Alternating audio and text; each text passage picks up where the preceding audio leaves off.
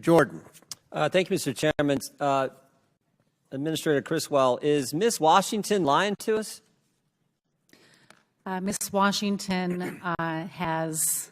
She said it's common practice. You said it's reprehensible and isolated. Both statements can't be true. So someone's not giving us the facts, and I'm kind of trying to figure out. America, a nation built on unity, a nation tearing itself apart.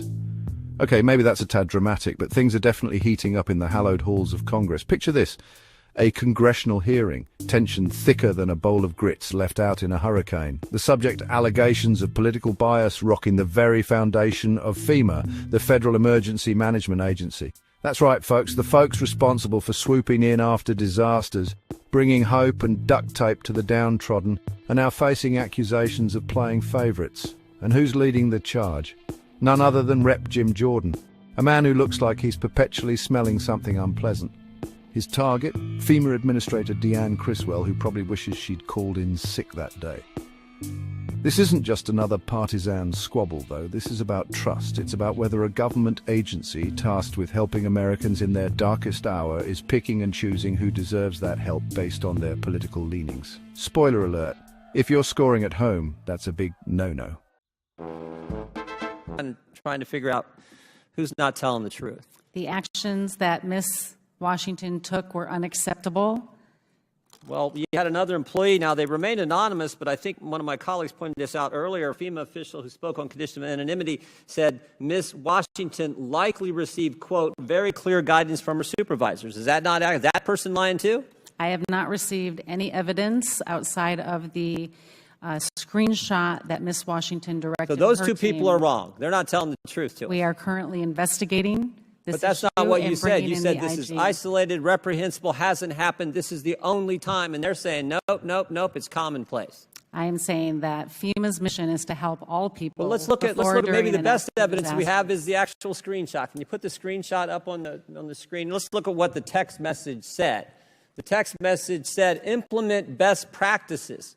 Like, this is the best practices. We're going to implement them. And they talk about making sure you're going in pairs or with more than one person, avoid the Trump homes, drink your water, take your towel, coconut waters. So stay hydrated, walk with someone else, and don't go to the Trump homes. It seems pretty common and matter of fact in the actual evidence we do have, the text message itself. But you're still saying Miss Washington and this other person aren't telling the truth. When I received this text message, it was not in accordance with the way we conduct business at FEMA, and I directed even though it said termination. best practices, even though it said stay hydrated, which everyone would agree with, even though it said go in pairs, which everyone would agree with, even though it said bring a towel, make sure you're covered. I mean, it said coconut water is the best way to stay. Even though it said all those practical things, the part about avoiding the Trump homes, that's not a best practice. That's not commonplace. Is that what you're saying? That is nowhere in our policy, and I can't speak to I'm not saying it's in your policy behind what Ms. Washington did. But it was. Okay, now and her supervisor, this Mr. Hershey, have you talked to him and to find out if he knew this was happening? I understand that he was in her chain of command. So, how did we get here? Buckle up, because this story takes more twists and turns than a tornado in a trailer park. It all started with a leaked text message. You know how it goes. 1 minute you're innocently texting about avoiding houses with Trump signs during disaster relief efforts. The next minute you're the poster child for government overreach. The culprit? A FEMA official by the name of Marnie Washington, forever to be known in the annals of government scandal as Miss Washington. Her defense? Everyone was doing it. Not exactly the airtight alibi one might hope for. FEMA, naturally, was mortified. They swiftly condemned the directive, calling it reprehensible and isolated. Miss Washington was promptly shown the door, but the damage was done. The stench of scandal lingered in the air, and Rep. Jordan, bless his bloodhound heart, was hot on the trail. Jordan, never one to let a good outrage go to waste, saw his opening and pounced like a badger on a particularly plump earthworm. He grilled Administrator Criswell relentlessly, demanding to know if Miss Washington was indeed a rogue agent, or if her actions reflected a deeper, more sinister culture within FEMA. talked to there's 13 people on this text message. Have you talked to all 13 of those individuals? This incident is under investigation. That's not what I asked you. I know it's under investigation. We know how investigations work when it's done inside the agency. It takes forever. I'm asking, did you talk to the 13 people on this best practices text message? The Office of Professional Responsibility has taken this, and they are following appropriate protocol to investigate. Is the Inspector General looking at it as well? And I have asked the Inspector General to take a look at this. Any idea when they're going to talk to these 13 people since you have it? Have you talked to, how about you personally? Have you talked to any of these 13 people? I have not talked to them. You have not talked to any I of them? have an entire team that focuses on this investigation, and that's what they're doing. Seems to me it's part of a mindset that's in government. And this is the scary part, because I think it's broader.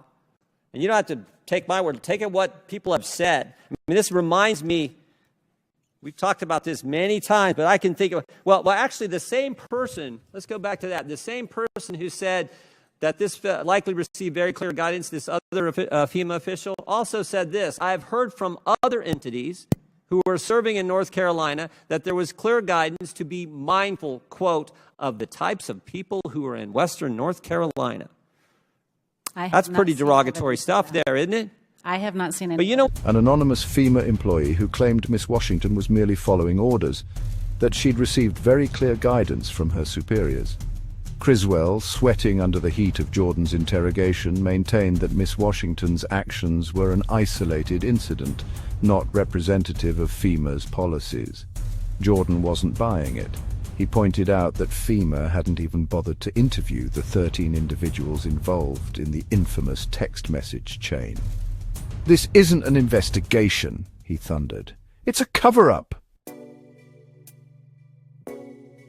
So here we are, folks, left to ponder the wreckage of this political firestorm. Was Miss Washington a lone wolf, or was she merely following the pack? sounds like Peter Strzok.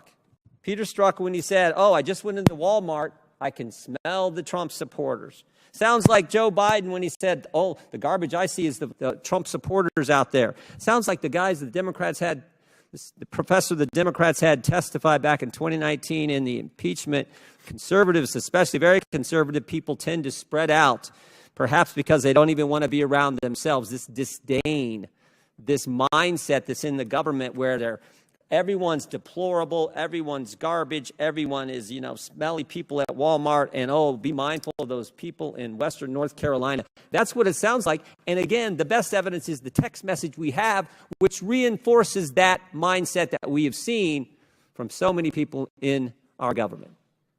The actions directed by Ms. Washington are unacceptable, and when I received this text message, I directed her termination. Do you have any idea who this other official is? I do not, and if you have that information, Congressman, please share it. I don't have it.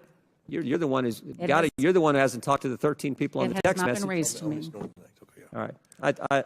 I think, Chairman, I yield back. Was this an isolated incident, or is it indicative of a deeper rot within our government institutions? These are questions that demand answers.